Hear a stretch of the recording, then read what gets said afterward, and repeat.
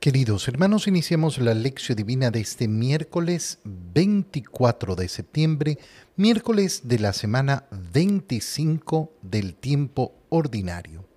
Por la señal de la Santa Cruz de nuestros enemigos, líbranos, Señor Dios nuestro, en el nombre del Padre, y del Hijo, y del Espíritu Santo. Amén. Señor mío y Dios mío, creo firmemente que estás aquí, que me ves, que me oyes. Te adoro con profunda reverencia, te pido perdón de mis pecados y gracia para hacer con fruto este tiempo de lección divina. Madre mía Inmaculada, San José, mi Padre y Señor, Ángel de mi guarda, interceded por mí. En la primera lectura de este día miércoles continuamos leyendo el libro de Esdras, capítulo 9, versículos 5 al 9. Yo, Esdras, al llegar la hora de la ofrenda de la tarde, salí de mi abatimiento y con la túnica y el manto rasgados me postré de rodillas, levanté las manos al Señor mi Dios y le dije: Dios mío, de pura vergüenza no me atrevo a levantar el rostro hacia ti, porque nuestros pecados se han multiplicado hasta cubrirnos por completo y nuestros delitos son tan grandes que llegan hasta el cielo. Desde el tiempo de nuestros padres hasta el día de hoy hemos pecado gravemente, y por nuestros pecados nos has entregado a nosotros, a nuestros reyes y a nuestros sacerdotes, en manos de reyes extranjeros, para que nos maten, nos destierren, nos saquen y nos insulten, como sucede al presente. Pero ahora, Señor Dios nuestro, te has compadecido de nosotros un momento y nos has dejado algunos sobrevivientes que se han refugiado en tu lugar santo. Tú, Dios nuestro, has iluminado nuestros ojos y nos has reanimado un poco en medio de nuestra esclavitud, porque éramos esclavos, pero tú no nos abandonaste en nuestra esclavitud, sino que nos granjeaste el favor de los reyes de Persia, para que nos perdonaran la vida y pudiéramos levantar tu templo y restaurar sus ruinas, y tuviéramos así un refugio en Judá y en Jerusalén. Palabra de Dios. Al continuar con la lectura del libro de Esdras, es maravilloso ver cómo Esdras reconoce no solo sus pecados personales, sino que además reconoce ser parte de un pueblo pecador y la importancia de buscar esa misericordia del Señor. Mira, nosotros tenemos que tener claro que el día del juicio nos tenemos que hacer cargo de nuestros pecados personales. Ninguno de nosotros va a ser juzgado por los pecados de los demás, pero no es parte de nuestra vida espiritual ser indiferentes a los pecados del mundo. No es parte de nuestra espiritualidad ser indiferentes a los pecados en nuestra sociedad, en nuestra ciudad. No podemos vivir una vida de indiferencia. Y qué bonito es sentir efectivamente y vivir la conciencia de la cofraternidad, de saber que los pecados de los demás, a pesar de que yo no voy a tener que responder personalmente por ellos, sí asumo mi responsabilidad como parte de una comunidad. Y esto lo hacemos a nivel de iglesia, lo hacemos a nivel de familia, lo hacemos a nivel de sociedad en general. A mí me ha pasado muchas veces tener que escuchar a personas que me hablan, por ejemplo, de los pecados de otros sacerdotes. No son mis pecados, pero he tenido el deseo de decirle a esa persona: miren, en nombre de mi hermano sacerdote, te pido perdón por sus pecados. Hacer nuestros los pecados de los demás es una parte importantísima del cristianismo, porque al final ese es el camino de salvación que ha hecho Jesucristo. Jesucristo ha tomado sobre sí nuestros pecados, sin tener Él ninguna responsabilidad. Entonces, si una persona tiene simplemente la visión de decir: no, yo no sé, la vida del otro es la vida del otro. Sí, la vida del otro es la vida del otro, la libertad del otro es la libertad del otro. Pero yo, espiritualmente, tengo que vivir el camino de Cristo. Y esto es importante a nivel social también. Fíjate cuál es el camino que recorre lo que nos está diciendo el profeta Esdras. Al llegar a la hora de la tarde de la ofrenda, salí, me puse de rodillas y levanté las manos al Señor, diciéndole: Dios mío, de pura vergüenza no me atrevo a levantar el rostro hacia ti. ¿Por qué? Porque mis pecados no. Porque nuestros pecados se han multiplicado. Desde el tiempo de nuestros padres hasta el día de hoy hemos pecado gravemente y por eso sufrimos lo que sufrimos, porque nos has entregado en la mano de nuestros agresores. Pero ahora, Señor Dios nuestro, te has compadecido de nosotros y nos has dejado algunos sobrevivientes que se han refugiado en este lugar. Pero no solo eso, sino que éramos esclavos y tú nos sacaste de esa esclavitud, pero no te conformaste con eso, sino que nos granjeaste el favor de los reyes de Persia para que nos perdonaran la vida y pudiéramos levantar tu templo.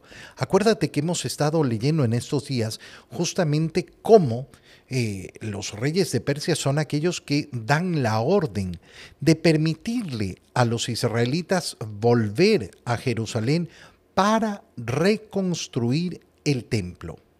Y esto nos indica cómo el Señor no quiere que en las sociedades se viva con la ausencia de Dios. Oye, me he tomado varios días viendo el memorial de Charlie Kirk, que me imagino habrás escuchado. Una persona sumamente valiente que fue asesinada en Estados Unidos de una manera tan horrible, tan horrorosa. Y que buscaba ¿qué? Bueno, buscaba sobre todas las cosas predicar la palabra del Señor y preocuparse por una transformación política. Y en ese memorial he escuchado palabras tan hermosas, tan bonitas, donde, por ejemplo, el vicepresidente de Estados Unidos decía: nunca me he sentido cómodo reconociendo mi fe, pero en estos días puedo decir que nunca he hablado tanto de Jesucristo. Y efectivamente había todo el gobierno de Estados Unidos en el lugar. Y aquí no estamos hablando de política, si me cae bien, si me cae mal el presidente o no. Estoy hablando de una idea bellísima, que es no tener miedo de meter a Dios en medio del mundo. De que no podemos tener gobiernos que piensan que no, Dios tiene que ser apartado. No, queremos estados donde Dios brille. Queremos gobernantes que se dejen iluminar por el Señor. Queremos gobernantes que efectivamente quieran cumplir la voluntad de Dios, porque eso es lo que hará el bien verdadero a los pueblos y le permitirá entonces a cada uno caminar el camino de la fe, siempre y cuando así lo desee, pero en esa profunda libertad. Es sumamente interesante escuchar esas palabras. ¿Por qué? Porque nos llevan a plantearnos realidades muy profundas. Hoy en día nos hemos acostumbrado a dogmas, o mejor dicho, a pseudo-dogmas sociales, donde la fe tiene que ser relegada, sacada del ámbito público. Y nosotros tenemos que tener la convicción siempre, cada vez mayor, de que lo que falta en las naciones, que es justamente Dios, la vida de los ciudadanos iluminados por la gracia de Dios. En el Evangelio leemos el Evangelio de San Lucas, capítulo 9, versículos 1 al 6. En aquel tiempo Jesús reunió a los 12 y les dio poder y autoridad para expulsar toda clase de demonios y para curar enfermedades. Luego los envió a predicar el reino de Dios y a curar a los enfermos. Y les dijo: No lleven nada para el camino, ni bastón, ni morral, ni comida, ni dinero, ni dos túnicas. Quédense en la casa donde se alojen hasta que se vayan de aquel sitio. Y si en algún pueblo no los reciben, salgan de ahí y sacúdanse el polvo de los pies en señal de acusación. Ellos se pusieron en camino y fueron de pueblo en pueblo predicando el Evangelio y curando en todas partes. Palabra del Señor. Siempre es bello leer, esta vez lo hacemos en el Evangelio de San Lucas, ese primer envío misionero que hace el Señor con los 12. Ya en el Evangelio de Lucas, en las últimas semanas, leímos justamente antes del inicio de ese discurso del llano, cómo Jesús pasó toda la noche en oración para a la mañana siguiente escoger entre sus discípulos a los 12, a esos que quería tener más cerca de él. Y ahora estamos leyendo cómo hace ese primer envío misionero. Los ha tenido más cerca para poderles enseñar con más propiedad, para poderles revelar más en profundidad el Evangelio. Y ahora viene ese primer envío. Y ese primer envío, fíjate cómo inicia. Jesús reúne a los 12 y les dio poder y autoridad. Poder y autoridad para expulsar toda clase de demonios. Esto que parece ser algo tan insignificante, a mí me ha tocado vivirlo de manera personal, en primera persona, de una manera tan rica. ¿Por qué? Porque el primer caso de una persona que estaba endemoniada, que estaba poseída por el demonio que llegó a mi despacho, tuve que atenderlo sin tener la autoridad que solo me la puede dar el obispo para realizar exorcismos. Y entonces lo primero que tuve que hacer fue, obviamente, cerciorarme que la persona estaba poseída. Hicimos una serie de exámenes, incluyendo los exámenes psicológicos, psiquiátricos respectivos, para cerciorarnos. Sí, esta persona estaba poseída. Cuando hablé con el obispo, él me dijo, mire, el padre Jorge está atendiendo estos casos porque no tenemos nombrado ningún exorcista. Y entonces nos pusimos a trabajar con el padre Jorge y hicimos un primer exorcismo que él llevó a cabo. ¿Y qué pasaba? Que no teníamos la autoridad formal. Terminó el exorcismo y no sabíamos qué más hacer. Estábamos, lógicamente, empezando ese ministerio y veíamos que no había habido gran efecto, que el demonio seguía ahí. Entonces me tocó hablar con el obispo y decirle, Monseñor, tiene que nombrarnos exorcistas. Tiene que darnos su autoridad, porque la autoridad para realizar el exorcismo solo proviene del obispo.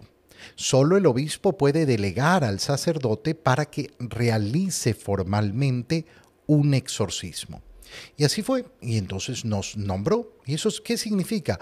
Firmar una cartita donde dice, los nombro como exorcistas para tener toda esa autoridad. Y lo tuve que experimentar, como digo, en primera persona. ¿Por qué? Porque vi cuánto cambió el exorcismo una vez que tuvimos esa cartita firmada. Y uno dice, pero una cartita, ¿cuál va a ser la diferencia? La autoridad. La autoridad delegada por el obispo. Esa autoridad que va revestida de poder. Y efectivamente se produjo un cambio dramático, un cambio sustancial. ¿Significa que inmediatamente el demonio abandonó a esa persona? No, nos costó muchísimo, muchísimo. fueron 2 años de exorcismos para liberar a esa persona, y ni siquiera fue liberada durante un exorcismo, fue liberada en tiempos de la pandemia, viendo la misa por internet. Ahí se dio la liberación completa. Tuvo muchas liberaciones en el proceso, pero esa liberación completa fue ahí. Y entonces, qué precioso fue para mí poder contemplar la profundidad de esa autoridad del obispo en un papelito con su firma. Algo que podría parecer tan poco significativo. No solo para expulsar a los demonios, dice el Evangelio de San Lucas, sino además para curar las enfermedades. Esta va a ser la misión en la evangelización. Van a ir a anunciar el Evangelio, van a predicar el reino de Dios, pero siempre va a ir acompañado esto de la curación de enfermedades, y no nos referimos solo a las enfermedades físicas, también incluidas obviamente, y además la expulsión de los demonios, y no nos referimos solo al caso de posesión, al caso del exorcismo. Qué importante es ver en esta dinámica la acción evangelizadora y la misión. Es decir, que no puede dejar de lado nunca a los enfermos. Nunca puede dejar de lado la expulsión del demonio en todas sus formas, el combate contra el demonio, y nunca puede dejar de lado la predicación de la palabra. Si yo tengo una evangelización carente de estas 3 cosas, entonces no tengo evangelización. Si no tengo una preocupación por los enfermos, si no tengo una preocupación por las dolencias espirituales y físicas, si no tengo una preocupación por combatir las acechanzas del demonio, y si no estoy revestido de la predicación de la palabra, entonces podré estar haciendo muchísimas cosas hermosas, pero resulta que no estaré haciendo una verdadera evangelización. ¿Cuáles son las condiciones en que los manda el Señor? Y les dice, bueno, en primer lugar, no van a llevar nada para el camino, ni bastón, ni morral, ni comida, ni dinero, ni 2 túnicas. Y entonces hay que preguntarse, ¿por qué? ¿Por qué el Señor no quiere que lleven nada? Porque la evangelización se realiza en la verdadera confianza en el Señor. Y es aquí donde van a demostrar, no, pero ¿y qué va a pasar? ¿Cómo que va a pasar? No sabes qué va a pasar, como nunca has sabido qué va a pasar. El camino de la evangelización, el camino del compromiso verdadero con el Señor, parte en esa confianza, en ese rendirse al Señor. Y rendirse, me refiero ¿a qué? A que queremos tener el control en nuestras manos. Qué bonito es cuando le decimos al Señor, no, el control no lo tengo yo. Yo no soy el que proveo a mi vida seguridad. Tú eres el que tiene el control, tú tienes el timón, tú eres el que me brinda la seguridad. Quédense en la casa donde se alojen hasta que se vayan. No estén cambiando, no estén cambiando de sitio. ¿Y por qué es esto? Porque el Señor no quiere que anden deseando otra cosa sino aquello que tienen. No es que yo deseo ser otra cosa y no lo que soy. No. Primero es aceptar tu realidad. Qué bonito es, por ejemplo, en la vida sacerdotal, nunca estar mirando, ay, es que a mí me gustaría estar en esta otra comunidad, estar en esta otra parroquia, porque ahí estaría yo mejor. No, yo estoy donde estoy. Y donde estoy es donde quiere el Señor que esté. Y ahí es donde tengo que desarrollar al máximo la misión que me ha encomendado el Señor. Si en algún pueblo no los reciben, ódienlos. Hablen mal de ellos. No, salgan de ahí. Sacúdanse el polvo de los pies en señal de acusación. No significa, bueno, no pasa nada. No, si pasa algo, estás rechazando el Evangelio. Pero el Señor, ¿qué dice? La evangelización solo se puede realizar en la libertad, no de otra manera. Y ellos se ponen en camino. Y fueron de pueblo en pueblo predicando el Evangelio y curando en todas partes, realizando lo que el Señor les había dicho. Te doy gracias, Dios mío, por los buenos propósitos, afectos e inspiraciones que me has comunicado en este tiempo de lección divina. Te pido ayuda para ponerlos por obra. Madre mía Inmaculada, San José, mi Padre y Señor, Ángel de mi guarda, interceded por mí. María, Madre de la Iglesia, ruega por nosotros. Queridos hermanos, que el Señor los bendiga, los cuide, los proteja. En el nombre del Padre, y del Hijo, y del Espíritu Santo. Amén. Que tengan todos un muy feliz día.